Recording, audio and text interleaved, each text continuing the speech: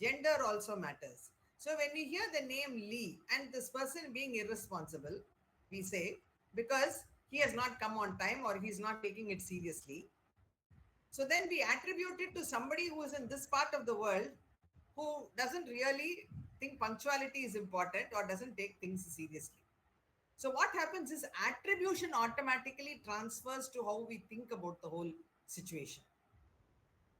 How many of us usually blame a rickshaw on the road? We may also have been going on the wrong side. But if there is a near collision, whom do we blame? We only blame the rickshawala. Because already there is a fixation in our mind that the rickshawala never obeys traffic or he doesn't drive properly on the road. If a father comes back home from work late and this boy is, say, in the plus two and the father wants him to get into IIT and sees the son playing on the road, today, of course, most of them don't, but still, or at least playing with some digital app, how would the father react? I'm sure you're very near that age, you can remember. How would Ma'am, the he father will, react? ma'am, he will obviously angry. Like there is safety concerns. That's why he's angry, and he care Yeah. about us. No, this boy is preparing for IIT, and 8 o'clock when the father comes in, he sees the boy playing with some digital app. And how? Why is the father angry? Because he thinks he's irresponsible. I'm paying for your tuition. I'm paying for this, for your coaching class. I want you to get into IIT. My neighbor's son, my brother's son got into IIT, so you have to get into IIT. So there are so many pressures. And when he's saying this boy is playing with the digital app means he thinks automatically he has not been wasting his time only with the digital app. For all the father knows, because it was nearer dinner, he may have finished studying and just for 5 minutes he was unwinding looking at that app. And he will go in for dinner. If he explains that, that anger will go down. But before that, automatically he starts shouting. Why? Because he's already biased. He thinks his boy is not responsible enough.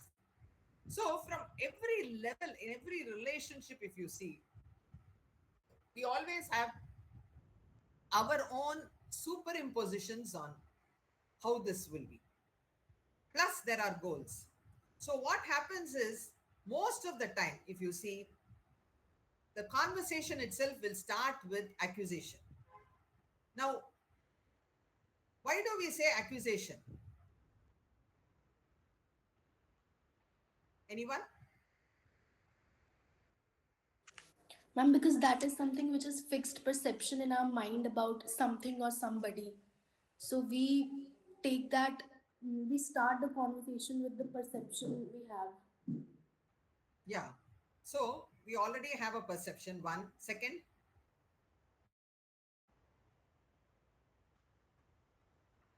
Ma'am, there is a common belief that in generally in my in our parents' mind that anything a child is doing in online activity like in tab or in laptop or in mobile, he is doing something not productive.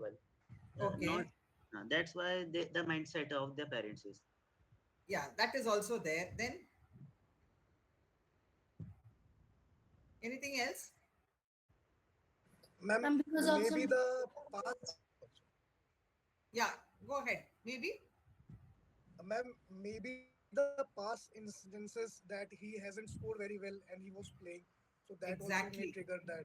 Yes, ma'am. Exactly. So, what happens is there is, yeah, as all of you said, there is an expectation and there are also experiences. Everything is stored in our memory.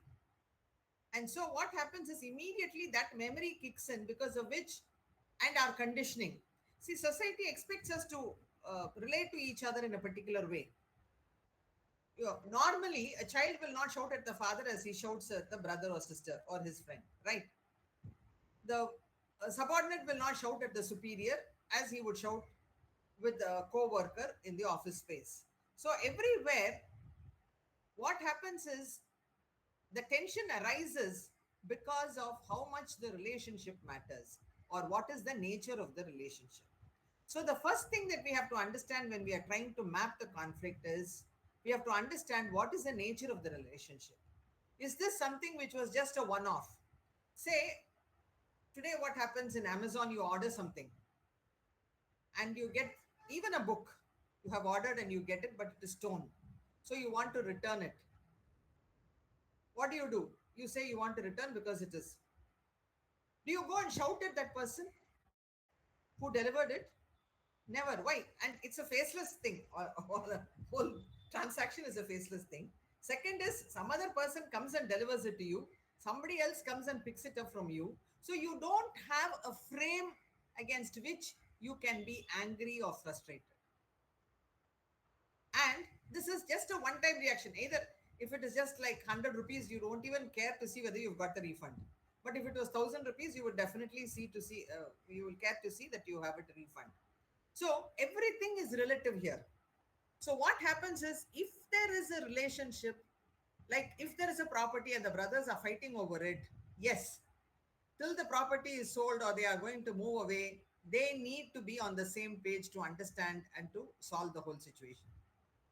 If it is between two partners, even if it is about dissolution of the partnership, they have to look at the assets. They have to look at how the goodwill was, built up, how they are going to share the business or to sell the business, whatever. So there is a relationship. But if I had made a particular part for, say, Toyota, and I said this is going to help you in this particular thing, and I had delivered it. Say even the horn sounding in a particular way, I had delivered it. Now, until I get a contract for that, this is just a one-off situation. It doesn't matter at all. But if I had a contract to make a horn for Toyota, and I had been delivering continuously, but after about 2 years or something, suddenly they cancel the order, then I will be troubled by it because I would have recruited more people. I would have enlarged my business. I would have taken more loans. There'll be so many other factors. So, what we have to see is what kind of relationship is there. Is it something which can sustain? Is there a necessity to sustain that relationship? If it is so, the first thing that we will have to note is there any respect for each other? Unless there is respect, they won't be able to connect at all. Like I told you last time, when the father in law came and said, oh, he is a person who never even came for my daughter's funeral. But this man, when he tried to explain why he didn't come, the father in law understood why. They had a deep respect for each other before that. It was just that situation which had caused the problem for both of them. And once that respect was, that button was pressed, let's say, they were able to get back on track. So, one is understanding what kind of relationship. So, we have to go into the past, we have to go into their history, we have to understand how they came together, whether they had a good time together, what was it that created the situation. So, in this incident that I was telling you earlier about two brothers fighting over a property, when I asked the brother who is here in Chennai, he said, I cannot fault my brother at all. From US, he was sending money to all the siblings and to me especially. And till 2005, we had a very good relationship till we bought this house from my other co-sharers.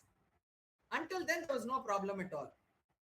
Thereafter, when he came for a visit, we had a fight over this. So, till 2015, if they had a good relationship and say if they are in the age group of 40s to 50s, they must have had a good childhood. Otherwise, why would he send money to this brother who was in India or to the other siblings? He's a brother who cares for the family. So you know what kind of a person he is. So then there has been respect. You play on that respect. So first we have to identify whether there is a relationship, whether there is respect, and then how to make them engaged with each other. Because unless they are prepared to share this information, unless he told me that till 2016 this happened, I said this, he said this, now we are not on talking terms. So where did it stop? Where did the communication stop? What was the reason for the communication to stop? Can it be repaired?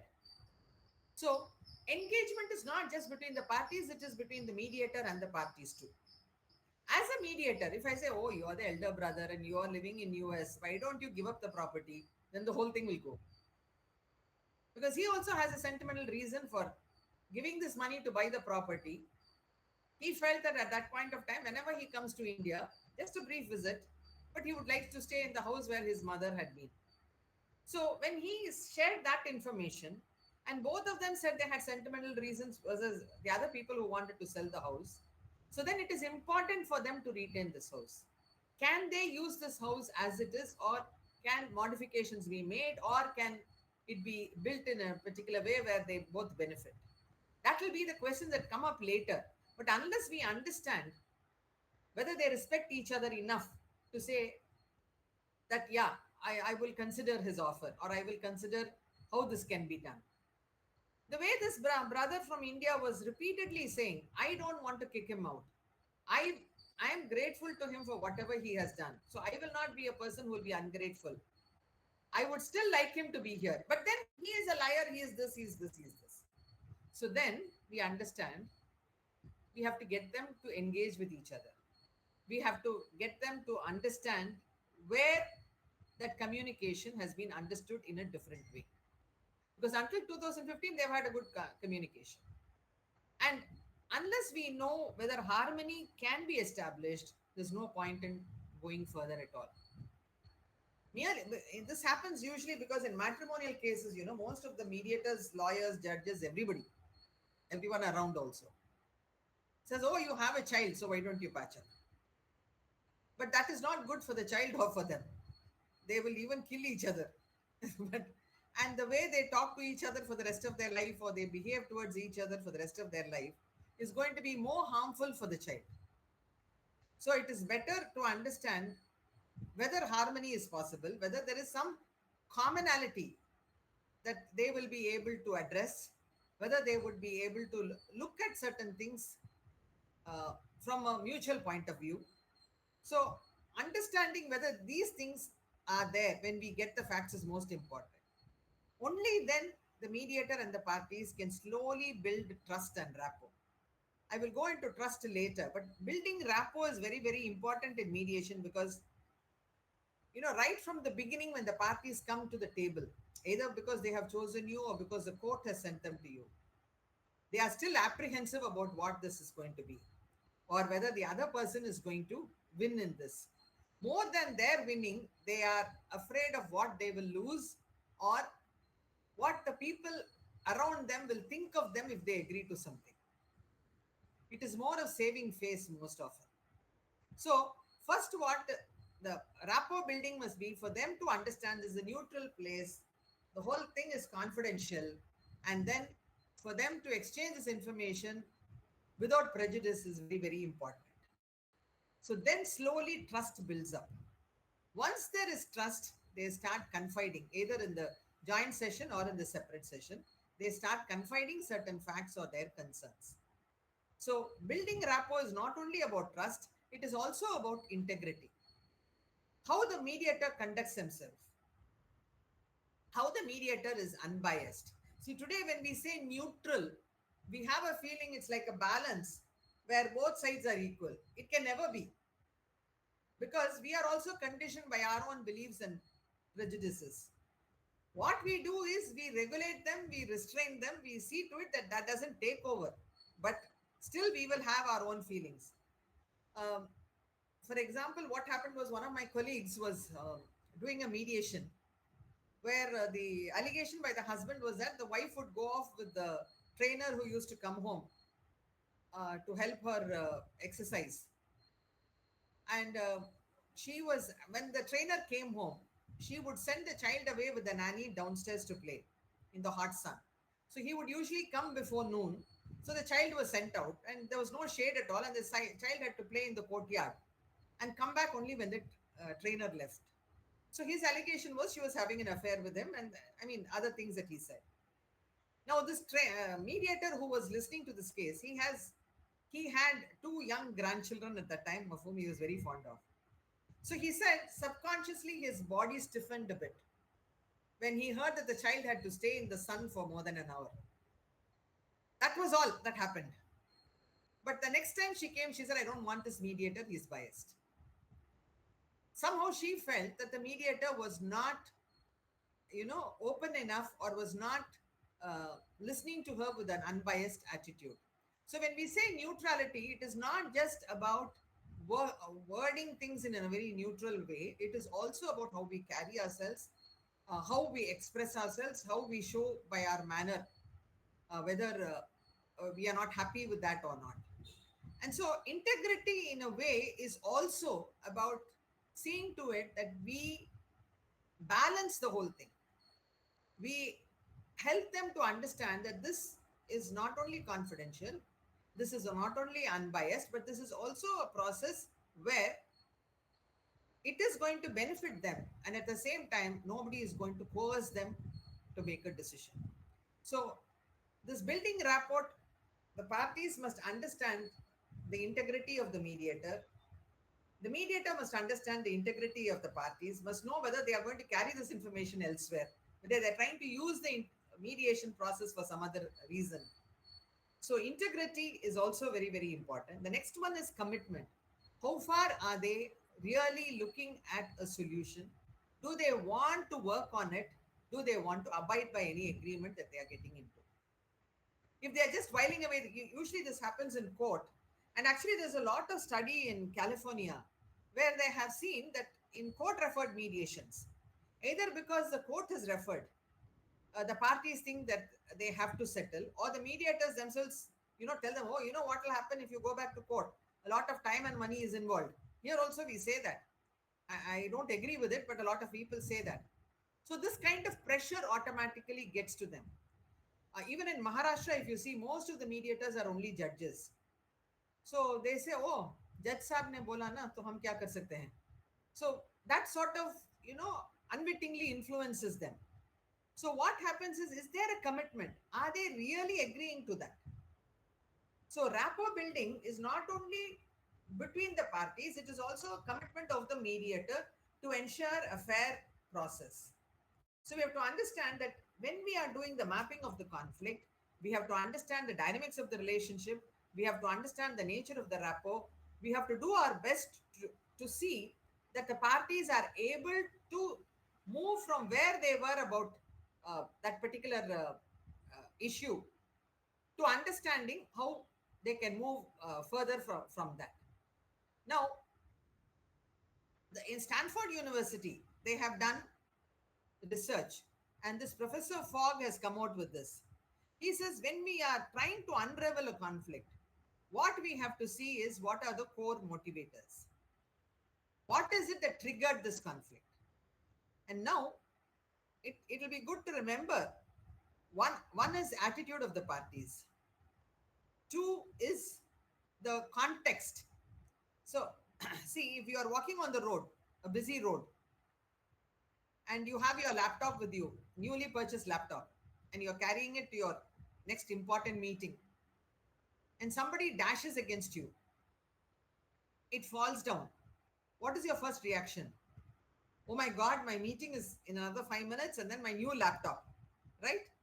So you're going to be very angry. You're going to stare at that person if possible, look down, pick up the laptop. So in between this, the few seconds, what is your feeling or what is your body going through? You're terribly upset. And you're also worried about the meeting. So what happens is, it's a sequence of events. You know that if the laptop falls, it will break. You know that if you're late for the meeting, there'll be consequences. You know it's a crowded street. You don't know this person at all. Somebody dashed against you. But you think, oh, how can he be irresponsible? If it had really cracked or something, or some damage had been caused, you would forget about your meeting, you would thrash him out. But if it was not a major damage or nothing had happened, you would just pick up, yell at him, curse at him, and go on. Now, why is there a difference between both? When you pause to think about it, it is the core motivators and the influential factors. What are the influencing factors? Here, it is the meeting that you have to get to and not a major damage. Whereas, what is it that really triggered that emotion? You felt that the other person was irresponsible and something of value had to you was dropped. And you would face a consequence if you did not get to the meeting on time. Now, what is manifested is behavior. Whether you yell at him, you curse at him, that is a behavior. And what is the goal? You have to reach the meeting on time and you have to have your laptop for the presentation. So that should be in proper condition, and going to the meeting is important. So most of them have goals, whether it is a partition suit or whether it's a partnership suit or even a cancellation of a contract. There is a goal there. So when we talk about needs, yes, it is goals, but mostly it is also superimposed with a lot of wants. If someone says, I want 32% interest, yeah, he's angry that this money has not been refunded, and so he feels that something more. He may be ready to accept even 15% interest, but at that point, he'll be asking for 32 or 35% interest. So, what is that goal? What is he trying to get? And then, what is the target behavior? So, he says the target behavior is what will change, what will help them to understand, or help the other person to understand what can be done in this situation. So it's very, very important that we understand this trajectory, and we also understand why this is important. Because most of the relationships, there is a cooperation stage. Everybody doesn't want to keep fighting with everyone. Normally, people just want to get along with the other person. So there is mostly even when there are brothers, and this brother from USA is asking for his property or the share in the property, he will say, yeah, I understand. You also have a share. I'll give you. But then let us work it out. Even when Janaki, when she saw Lee walking in at the last moment, because the meeting was important, she said, okay, all come in. She didn't shout at him before the American people because she wanted that meeting to go on well. So at that point, it is cooperation. Whether there was some issue building underneath, there were emotions in a volcanic stage, that is different. But then there is a cooperation at some point. So initially, it starts as a cooperation. But then when things don't go their way, or when there is a difference in the way they are looking at, or the difference in goals, what happens? Competition sets in. And because of the competition, there is tension, especially when there is a limited resources. Now, when for Janaki, it was time. Getting there on time was the resource. If it is a partnership suit, it may be the contract with some other person, or a business which has been built over some years and the partnership is breaking up now. The person who has been actively working on the field would like the goodwill. So then this tension will build in only because of that. So we have to understand what is the issue that is helping to build or to keep the tension alive. See, tension can surface and go back. No, emotion stays at the same energy level. But what is the tension? What is the energy that is keeping it there? So then we'll have to understand not only the factual position, but the relationship and the dynamics in the relationship. So only after this tension, it evolves into a conflict. And if it is not addressed, it becomes a crisis. So any questions so far? Any questions so far? No, ma'am. No, ma'am. So from whatever you saw in this exercise of Janaki, what do you think are the reasons for the conflict? Mm, What do you think are the reasons for the conflict? Ma'am, difference in the attitude of both the personalities Yeah, and a responsibility factor of both the personalities. that is a difference is there, expectation is there. Yes, sir. But the first thing, when you are in a working workplace, what is expected? There are some duties each person has, and there is a right of the superior to demand certain things also. So most often, even in a partition suit, the brother will say, I'm also a son of this parent, so I also have a share. A woman in a matrimonial suit can ask for maintenance or for a residence because she says, as the wife of so and so, I'm expecting this, right? So there are always rights and duties. See, it's very interesting that uh, England, which doesn't have a written constitution, had a committee working on a constitution, and they brought out a white paper. And there, to my knowledge, England is the only one which has spoken about rights and responsibilities. Everywhere else, I find only rights and duties. What is the responsibility of a citizen? They have gone into in detail. It's a very interesting document. Now, most of the people in conflict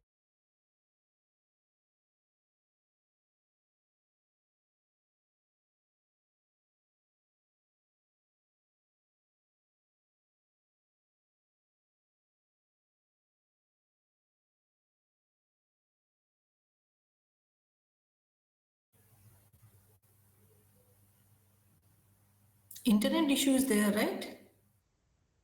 Yes, ma'am. Okay. Yes, ma'am. Look,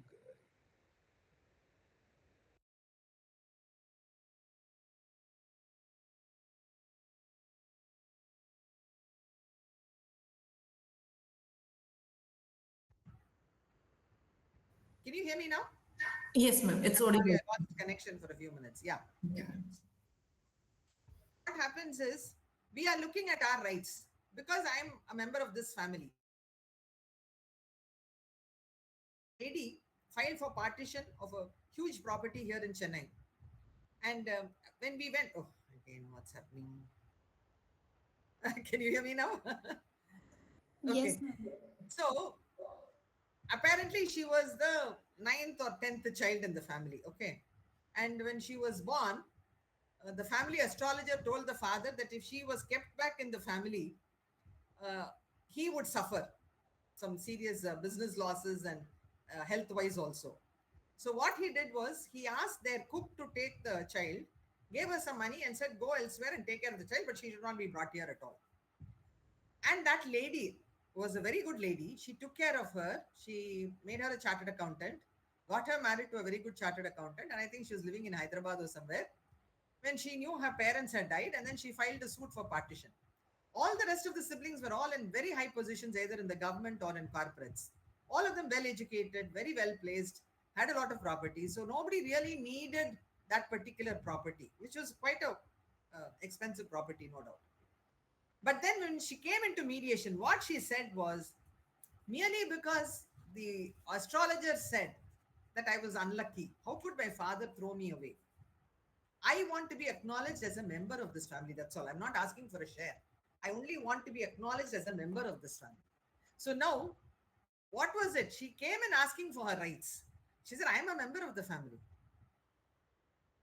So most often it is, how they are perceiving the situation, how they feel that they've been deprived of something.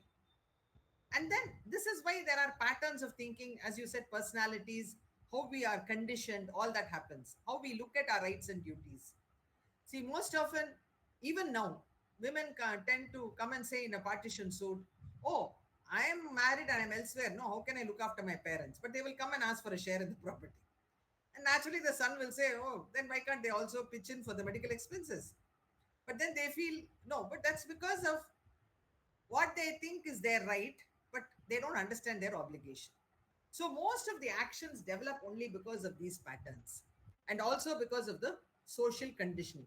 So it is not just about how the individual thinks about the situation, it is also how the society looks at it. Especially for women, if you see, most of them would have come to court asking for a share in the property because their in-laws said or their father said or somebody else said. So it's most of the, and it was very funny that in a particular case, in a particular training when we underwent, one of them told us that this lady in Los Angeles, who was a high ranking uh, official in some corporate, when she had to go for mediation, she brought her father there. So they said, no, only you were called. So why are you calling your father to come? So she said, in Japan, we obey what the elders say. So my father has to decide. So there's a cultural aspect to it also. So we'll have to understand who will have to come into mediation and who will be the deciding. We'll talk about it later, but this is also who are the persons who will be the decision makers, or how do we look at decision making itself? Depends not only on the rights and duties, but because of how the society looks at it also. So the environmental factors also play a part. One is, as we were talking, power relations and also the resources, mostly the roles that are played, either because you're a superior, either because you are the head of the family, all that. Culture. Sometimes roles, again, I have said, because what people assume. Because I'm the eldest in the family, people must listen to me. There was one particular gentleman who said, my children have never sat in front of me.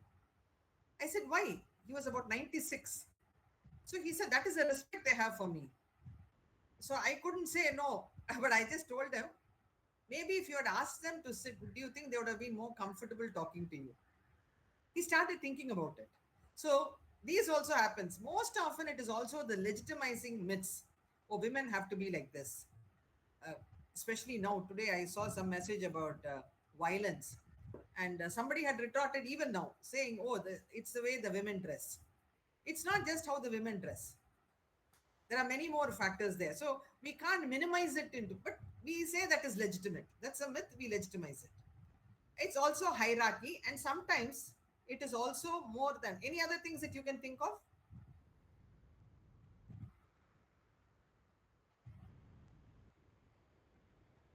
So what we have to see is first is in all these things, other than the environmental factors, attitude which we've been talking about is mostly because of affect or emotions. It is also the behavior, how the other person behaves, automatically this person will get an attitude, and also how we perceive the whole situation. Now, what do we understand by behavior? If we look at somebody who is very compliant, how do we see them? If somebody is agreeing to everything that we say, how do we see them? Weak personality. Yeah. Weak personality. Maybe understanding Yeah. positive and negative both ways, actually. Okay. Then anything else? Maybe And humble not to question back. Pardon? Ma'am, maybe a humble personality not to question back. Humble personality. Okay. ma'am, not too curious and Not too curious. shyness, Okay. So when you see somebody who is confrontational, how do you look at it? maybe attitude. Sorry, ma'am. They, How do you look at that person? I'm strong and as well as a rude kind of person who is always poking things. Yeah, generally we think that if some person is aggressive, they are very strong. But even a compliant person can be very strong. By keeping quiet, also, they can be very strong. I remember, more than 30 years ago, my senior's wife, she used to come and tell him, oh, what do I know? I'm uneducated. But actually, she was doing everything. She was taking care of his accounts. She was taking care of the office. She was doing everything. But that is the behavior that she would put forward so that he believes that he is greater than her. So people have a way of presenting it also. So what we have to understand is that body language, whether it is verbal, whether it is gestures, they can also convey something. See, when we say yes in India, we say we nod our head up and down. But in the West, they nod up and down for no in some places. So we have to understand culturally what this body language means also. We have a very famous film producer here in Chennai. They had a very big studio, and he's always known to keep his hands clasped together any function, and he'll be standing like this. Very rich person, very commanding person running the studio, film studio, and a lot of very good films and very respected. But this is how he will stand. Now, what do you make of this position? You think he's very respectful, right? But then in the West, this is understood as somebody who's not really respecting you and making your own decisions. How many of you would have seen our famous Rajnikant, for example, the Tamil actor? I'm sure most of you would have seen. He has a habit of throwing his hair like this, a style that he has, right? And people love him for that. So how do people look at it? They say, he's so stylish, right? And that also shows a little command over himself. But if a woman were to throw her hair like that and stand, what would people say? Oh, she's arrogant. She doesn't respect at all. So we have to understand even whether they are passive, whether they are aggressive, whether they are, physical, whether they are just verbal, whether they are by their language, by their stance itself. If a person coming into the mediation just sits like this, tell me, then you know that he thinks that nothing is going to be got. He's not going to gain anything from this, or he doesn't care for this mediation. So this building rapport, building that relationship starts from there for the mediator. The mediator will have to make him come and sit in a proper position and to listen, because listening is very, very important in mediation. Unless both the parties listen to each other, they will not be able to understand the true situation. So it's very, very important for them to listen. And so it's what we have to understand here is that when we are trying to map the conflict, as Paul Weher says, it is first is getting the facts, getting the information, getting the parties to understand the true information, because they will have a biased information, or they may have misunderstood it, or they may not have all the relevant information. So once that is done, as I said last time in the father-in-law and son-in-law, once he came to know that this man couldn't accept the fact that his wife had died and he had drunk himself into a stupor, the father-in-law broke down and he was able to understand that his daughter had been mourned, and that was enough. So sometimes when you look at reality, you look at it in different ways. And because of our conditioning also, we tend to look at it different ways. So it's see, for example, if say in a big, like a hospital, corporate hospital like Apollo or somewhere, an ordinary person takes his wife for treatment in an emergency situation, and they say she has to be given an injection for 1.5 lakhs. He doesn't have the money, right? So he goes to the pharmacy and he asks for this injection. They say 1.5 lakhs. He says, no, I'm supposed to give her this injection within half an hour. So please give it to me. I'll somehow arrange the funds and give it to you. The pharmacy man is not going to give it to him. So when his pleading or whatever he tries to do is not effective, and when the pharmacy man is looking elsewhere, if he grabs that injection and goes and gives it, how will you see the situation? Will you say what he did was wrong, or will you say what he did was right? And that's a gray area, because he has done wrong, but he has to do it For a to save reason. someone life. Like he had a But reason. Yeah. yeah, If he brought back the money, you would say, oh, then it's okay. Within half an hour or 1 hour, he brought back the money and he gave it. You would say, oh, this man didn't understand the emergency, didn't understand the urgency. Anyway, he was able to repay it, so it is okay. But if he was not able to repay it, how would you look at it? It's different, right? So any narrative also has a factual portion. It also has an interest in that. What is the interest? What is the intention in the communication? What is being communicated? What is the need that is expressed? What is the need that is understood? How is the other person perceiving that need? All that is important.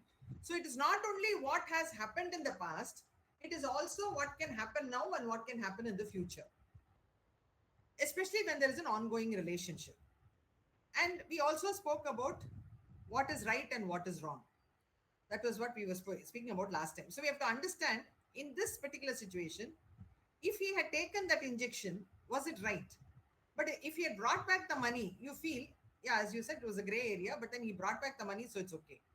But if he had just taken it because he felt that saving the life was more important and he had no means of paying the money, you would say, how can he do it? He must have tried to find some other way. Isn't it? You will think of so many other reasons how he could have done it differently. So in every situation, there is the relationship dynamics, there is an emotional dynamic, and there is also what is superimposed on these factual situations.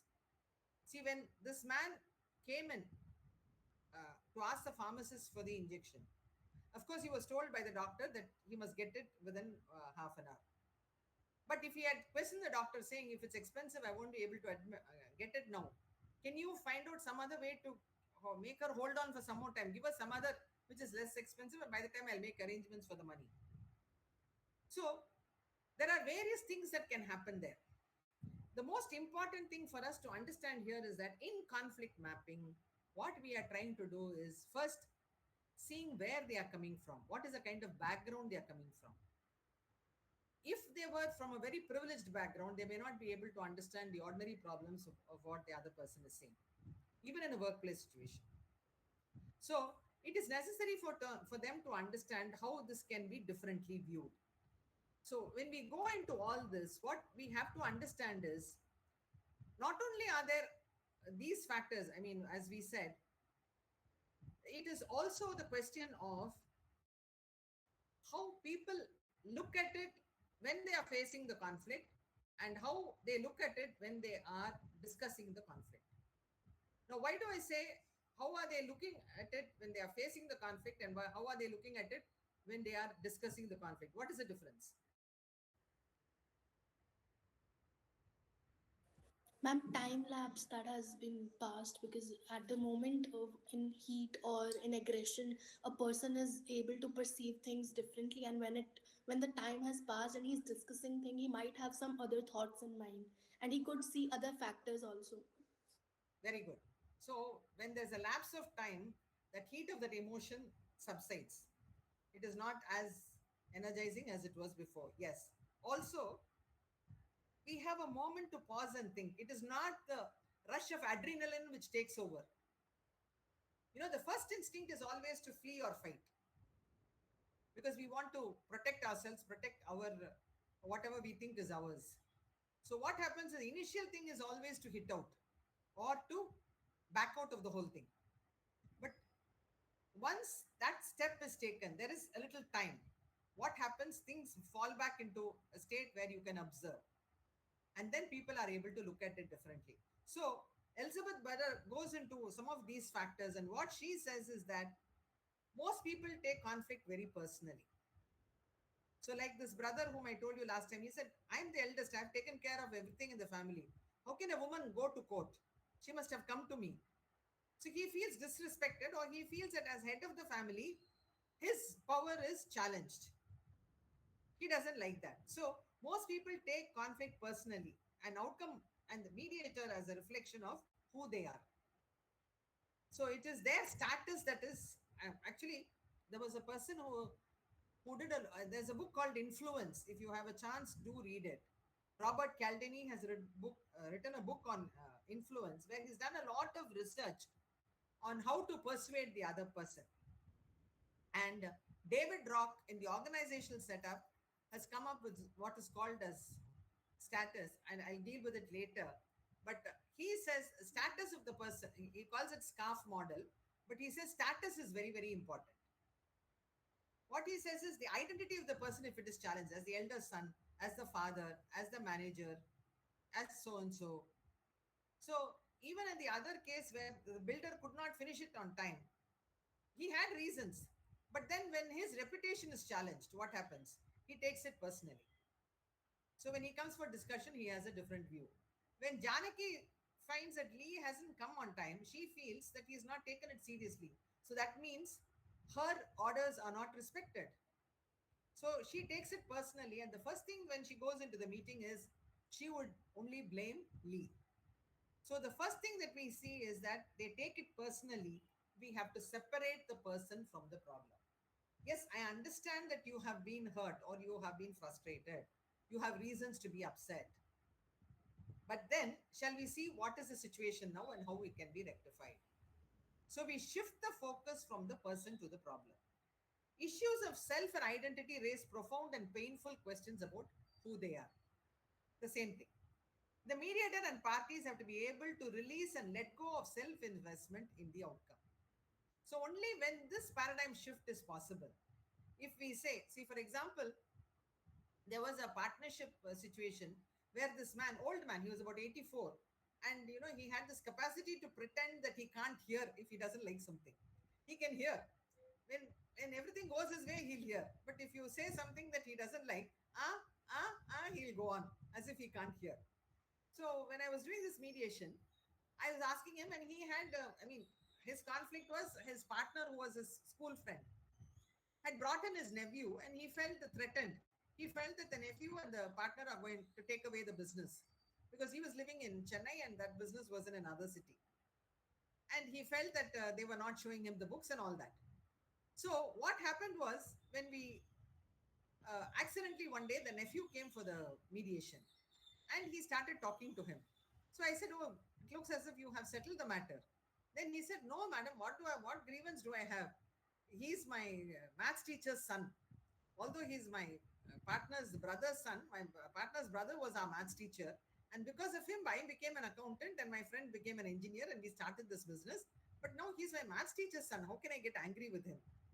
He said, "I am angry only with my friend for doing this.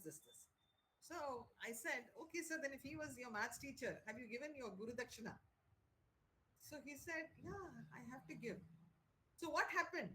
Until then, it was anger against the for bringing in, although it was this nephew only he knew, but somebody from his family, and he felt that was becoming a disproportionate scale there. He felt that he was being outwitted and he was not in the same city. Now, when he saw that boy and he started talking to him, and when those recollections of his father teaching him maths and all came back, and when I said Guru Dakshina, he said, "Yeah, I have to give," and the whole thing settled in the next sitting because he had spoken to the boy, and to the extent he said, "I want only this much share," which was very much lesser than what he had asked, and he said he offered even to be a consultant for that boy in another business to that extent. So that was possible only because of that shift, that self investment in the problem or in the outcome changed. Addressing the self serving, soothing, internal representation of need gratifying. We'll discuss this more in the problem solving stage. Reminding that one's identity is not contingent on the outcome. They feel personally that, oh, you are not respected because you didn't get what you set out to get. So if they have made a demand and that demand is not met, they feel they have not been respected or they have been cheated. So what will my family think of me? What will my neighbors think of me? That is more on their mind than what will be their need or what will satisfy their need. The next one is subjective perspective emphasizes the importance of understanding the self in the context of human interaction. Now, what is this? This we will deal with this later. In any interaction, it is especially when there is a relationship, it is very important for them to connect. So merely because they say, "Oh, he's a thief, he's a liar, he stole from me, he's a fraud." Of course, we tell them in mediation you cannot use such words, but still they will start using them.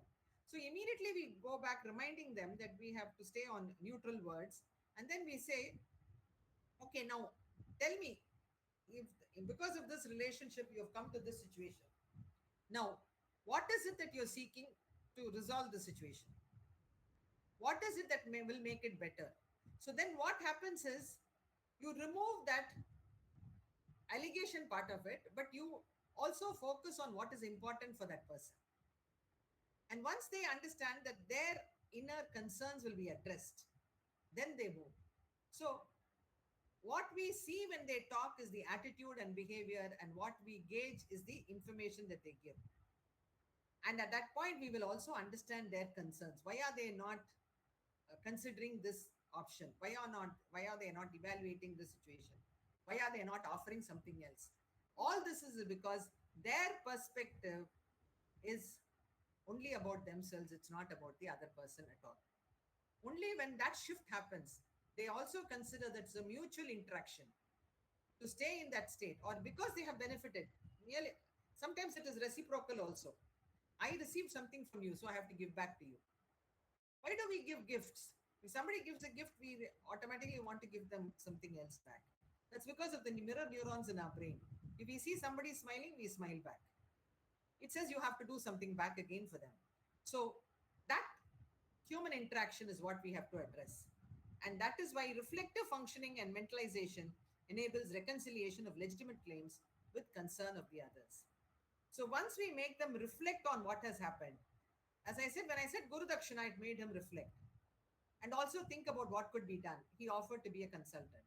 So, whatever are the legitimate claims will be considered by them, or they will have an optimal solution for them only when there is a reflective approach to the whole thing from where they started with an attitude and a behavior. So what we have to understand in this whole process is that when we are mapping the conflict, it is not just about their history. It's also important. We'll deal with this more later. But there'll be third persons, especially in the Indian culture. It may be the mama, it may be the father, it may even be a political party person in their neighborhood. But he will be the person who will be the deciding person. So all these aspects will have to be considered when we gather the information. Either we use the joint session or the separate session to understand the concerns of the parties. What is it that is making them hold back to that conflict? What is it that is not making them let go of that tension? What is it that is keeping that energy alive? If we are able to gauge it, or if we are able to flesh out or help the parties to flesh out what is happening to them, or why holding on to it is not very good for them, then maybe they will be able to shift from that position. Most often it is suppositions and posturing. Oh, it is because of this has happened. It's an inference. And that is why in Indian knowledge systems, valid knowledge is said to be what is perception, what is inference, and of course, comparison is also there, but most often testimony. All these things only give you valid knowledge. So when we are doing conflict mapping, all that we have to basically look at is not only the needs, the personalities, but also the attitude, the behavior of the persons, the context, and the rights and duties and how they are looking at their obligations. And the shift will happen only when they realize their responsibility in changing the situation. Any questions?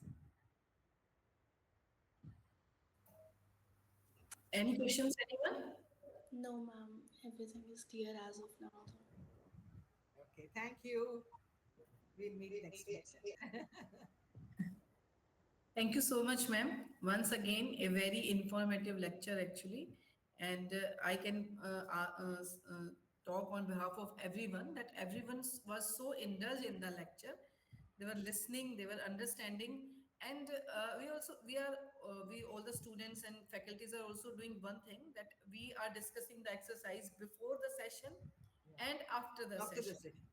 So before the session, after first lecture, we are able to understand emotions and how they are, how parties work and everything. And in today's exercise also, we were able to understand that much. The emotions are there, what were the expectations. And again, we are able to understand the lecture completely.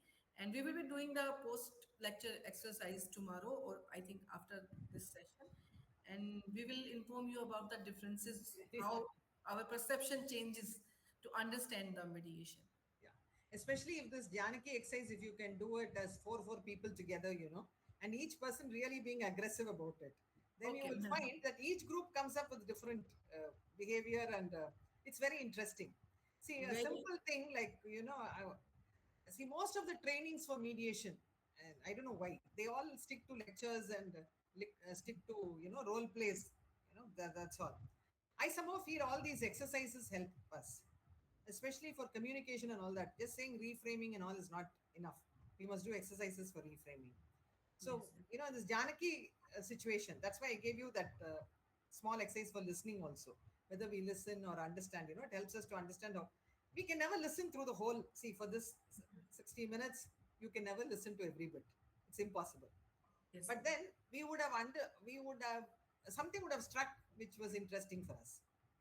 And, sometimes some of it would have gone into our subconscious level and it will come back. Or when you do these two exercises, like the exercise that you did last week and the exercise you do now, you will sometimes understand a pattern, especially in that, the franchise agreement that I gave you now. You will understand there is a pattern there, how the parties are behaving, and how are they looking at their rights and duties. And when you yes. look at it, and then that shift that happens. See, it's easy for us to make the shift and find a solution, but when they are real parties, when they are really hurting, it's a different matter altogether. So try to feel how they would be feeling, and then it will help you to understand this more. Perfect, ma'am. Actually, we have practical mediation, mock mediation trials in our syllabus also at Okay. the part of the internal evaluation. So yes, we are going to take this problem as one of the problem, and we will. I will share the experience after Yeah, conducting sure, it. sure, sure. That will also help me to develop more problems. Thank you. Sure, Thank ma'am. you so much. Thank you so much, ma'am. Thank you. Thank you for the session. Bye. Thank you, everyone. Thank you. Thank you, ma'am. Thank you. Thank you, ma'am. Thank Thank you, ma'am. Thank you, ma'am. Thank Thank you, you, ma'am. ma'am. you.